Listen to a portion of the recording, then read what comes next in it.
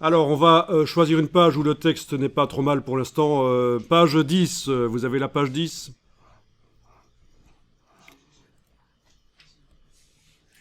Donc, c'est un bloc où le texte commence là. C'est pas une suite, c'est pas un chaînage d'un bloc qui serait sur une page précédente.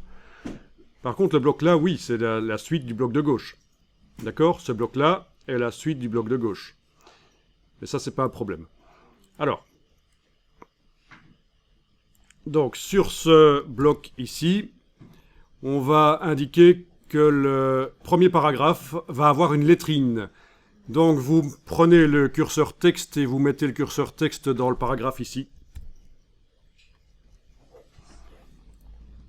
Donc il utilise quel style? Ben, il n'y a pas de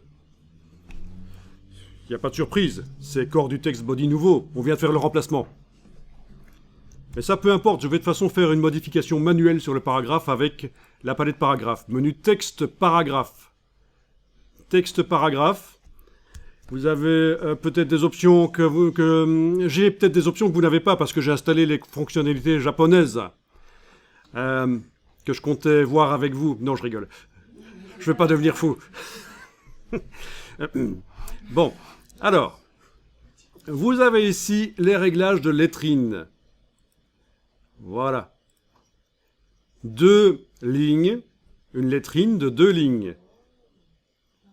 Ah ben oui, c'est magique. D'accord?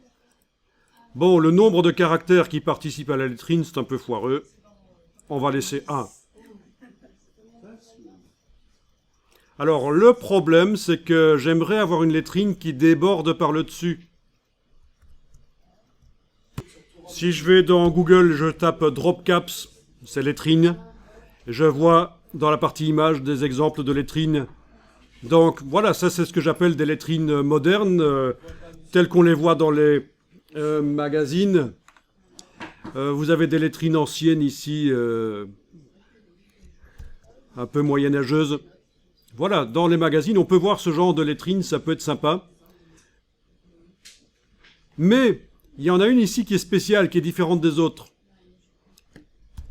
Le dessus de la lettre déborde en dehors du paragraphe.